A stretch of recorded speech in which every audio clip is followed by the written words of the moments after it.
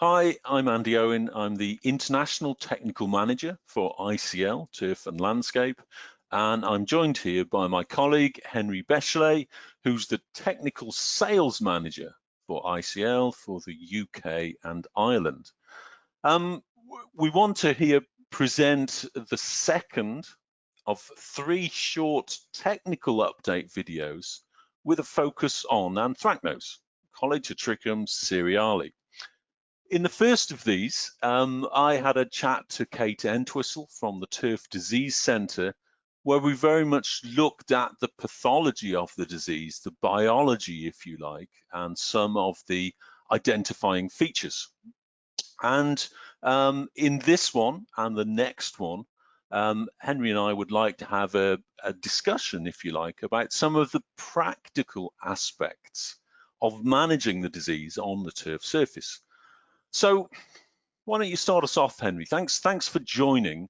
As an agronomist with 30 years experience in the industry, I suspect, what would be your observations about anthracnose? Was it something you saw regularly on your travels, and was it something that the course managers were concerned about? Yes. Hi, Andy. Yes, it was. Yeah, no, it was like in the early 90s when I started off as an agronomist. I spent my agronomic career in the north of England, and so that must be taken into account. But it was really common. You see it every autumn and every winter. And at that time, it was very much kind of basal rot. You'd pick out the annual grass and look at the blackened stem base and know exactly what it was. But it would probably affect everywhere, and it could be really, really serious. And I think the sort of seriousness at that point was primarily related to the fact that there was kind of, at that time, we hadn't really got to grips with the level of organic matter at the turf base. And so during the autumn and winter, they're quite thatchy greens in general at that time. They'd be holding water, and that sort of water holding would sort of bring on this basal rot, if you like. There might be black layer in the underlying soil exacerbating the situation. So yeah, really serious at that time. But as kind of time has moved on, and we've all got to grips, hopefully, with the organic matter levels of the turf base, that's less common. Although it does happen, during prolonged periods of wet weather, for instance. Now it kind of seems to be sort of more related to sort of intensive summer management, or late summer anyway, when there's sort of, it's been a tough year. The greens have been intensively maintained throughout, and they get tired. And then when the autumn's rains come, it's more related to a different kind of stress, I would say. But yeah, still, extremely damaging, as was, but maybe slightly different in its causes now than it was then. Yeah, that was interesting. Yeah, I mean, What about you? You're just as old as me. What about your experiences? Yeah, I haven't quite got the depth of experience that you have on a golf course agronomy, but yeah, certainly on the visits we used to do with students when I was teaching, or before then with the STRI. Generally at the time of year, you'd always be able to find some anthracnose. Sometimes, on the collars of the greens, particularly where the turf seemed to be under a bit more stress. But we would pick it up fairly regularly as a disease to find at the right time of year. When I was thinking about this subject, I did what I always do, obviously, and I go to the textbooks and see what people say. And I know they're mostly American, but you can go through all the classic texts, obviously like Beard. Vargas is always a good one on the turf diseases. Yes, very good. I've got softback copies of Al Turgeon's, Burt McCarty's. They're all, you love that one, don't you? Textbooks, yeah. What else? Emmons and Christensen. Yeah, brilliant. They're pretty good. You've got them all. Yeah, and Jim Arthur as well. I particularly like the approach. Actually, it's not a book you see as commonly, but Richard Latin's Practical Guide for Turfgrass Fungicides. Really clear on diseases, and obviously that link to how fungicides work to help mitigate diseases. But the key theme, well, actually, it's interesting. One of those textbooks does not mention anthracnose at all, which surprised me. But the We're key not naming and theme, shaming, though, are we? not naming and shaming, the key Okay, good. theme between them all was they clearly described these two phases of anthracnose, Yeah. the foliar blight and the basal rot.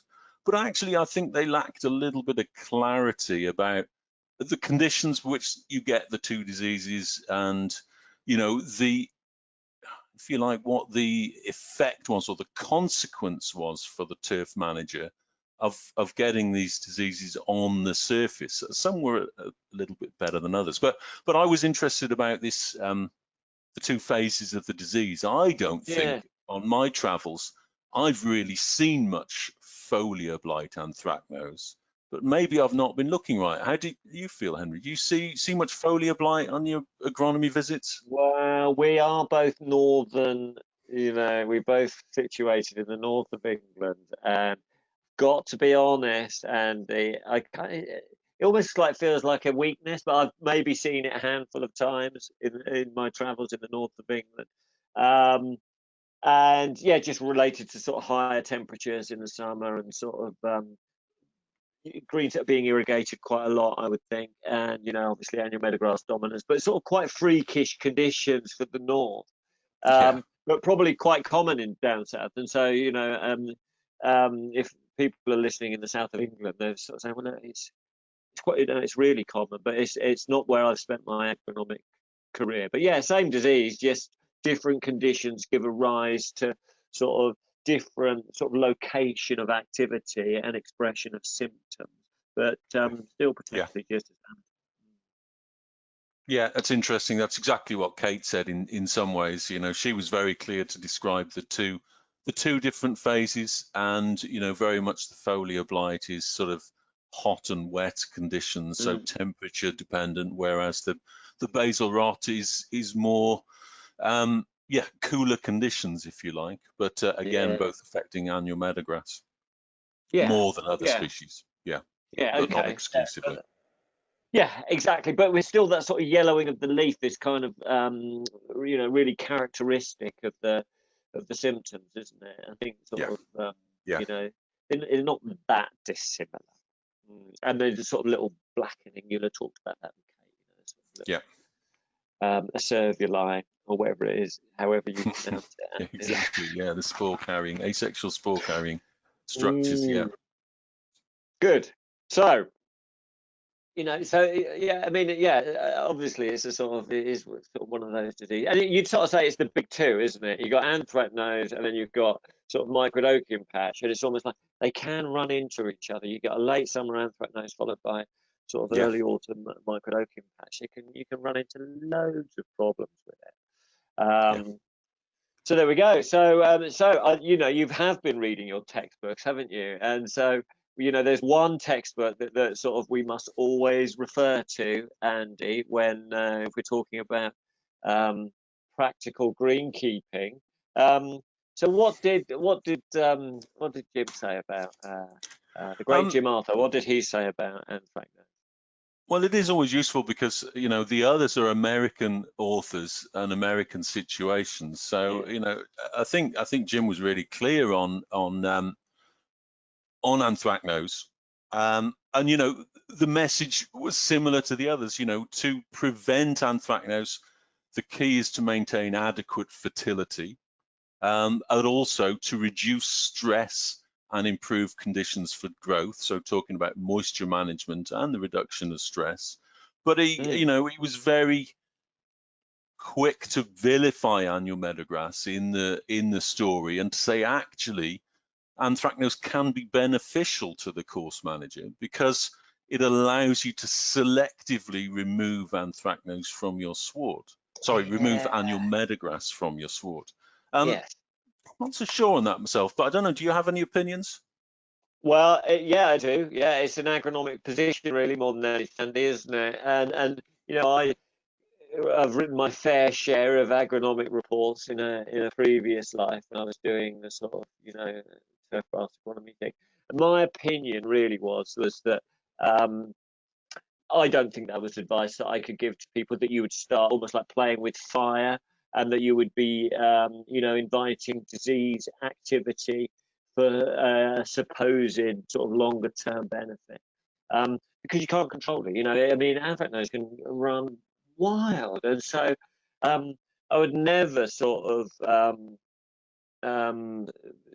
use that, or sort of you know, advocate sort of invoking it to try and sort of stimulate a sward composition change, because you know, if you get damage in the sort of early autumn, then it's lasting for months and months and months, and your playing surfaces can be shot to pieces, and then the expression of symptoms is just in the grass cover just dies back. It's horrible situation. You might get algae on the back of those bare areas, and all of this and the other. The consequences of anthracnose are really, really severe. So I would, my position as an agronomist was not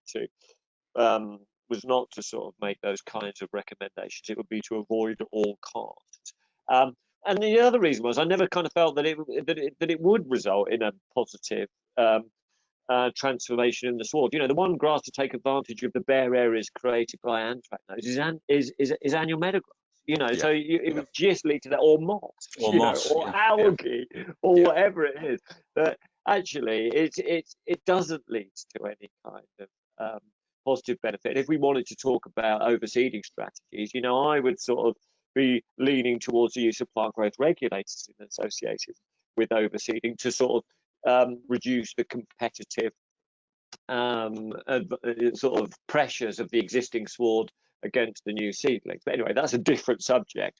But yeah, no, I mean, you look, you make your own mind up, don't you, on what your sort of position is in terms of the advice that you give. But I never thought anthracnose was the greenkeeper's friend in any way, shape, or form, and I didn't feel that I could be playing with people's livelihoods by being cavalier about, you know, inviting the disease in, or thinking that it was acceptable to let it run. What do you think? You know, that's kind of that was. Yeah, you're right in that regard. I think that I'm perfectly on board with a long-term strategy of reducing your annual meadowgrass content in the sward, because annual meadowgrass is the species that is most vulnerable to anthracnose, and so over a long-term plan. But overseeding is an area where, you know, we need to look at efficiency of applications of seed and timing, and supporting the overseeding with a range of practices, which you're right is a different conversation, I think, to have. If I pull us back to the published research, the other thing I've done, as well as looking at the textbooks, you look at what's been peer reviewed and published, and you know, there's over 40 published papers on anthracnose, and it is interesting that they are virtually all focused on, you know, reducing anthracnose through reducing the stress on the plant, and on management practices that are carried out. And that makes it quite an interesting disease, because surely if you think in those terms, the management of anthracnose is very much, or a large proportion of the management of anthracnose is in the hands of the course manager in terms of what they do on the surface, which does make it an interesting disease, doesn't it? Yeah, no, it's really good. You know, and as an agronomist, you kind of like, it's one of those ones where you sort of, you do want to sort of put together programs that sort of, you know, can sort of limit the sort of development. Because with microdochium patch, you know, the key driving factor, or the overall dominant factor, is the climatic conditions, really, in the UK and Ireland. Those kind of mild autumn conditions where sort of growth is tailing off, light levels, and all this, that, and the other.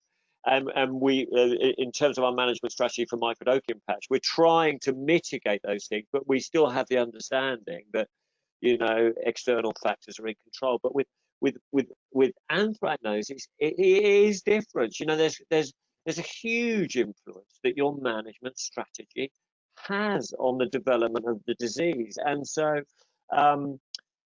yeah, I mean, we'll talk about this as we move on, but if we think about mowing, or the sort of use of stress, or nutrition, top dressing, and other stuff, they can have a massive influence on the development of the disease. But if you know, maybe we'll sort of talk about it, but you know, if you can't, you know, invoke those kind of, you know, the full set of management strategies, you know, you do have to maybe consider fungicides as well. We should never forget the fungicides. Are there to help. But no, it's honestly, anthracnose in the hands of the course manager, right?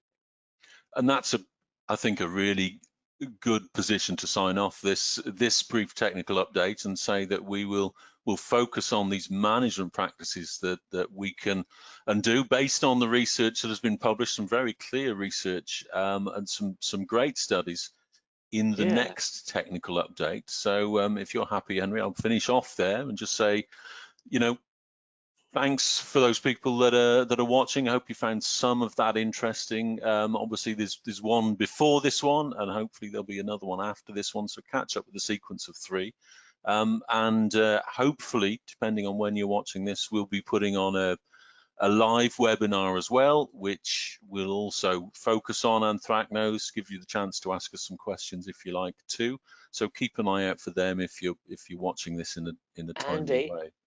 and don't forget the quiz. You know, And we forgot yeah, to mention we've got a quiz coming out, and so pay attention, because there will be I some don't think. prizes. Yeah, there is Maybe. prizes. Yeah, yeah. So honestly, it's worthwhile actually, paying attention to what Andy has to say. Great. And we'll leave it there. Thanks, everybody, and see you in the next one.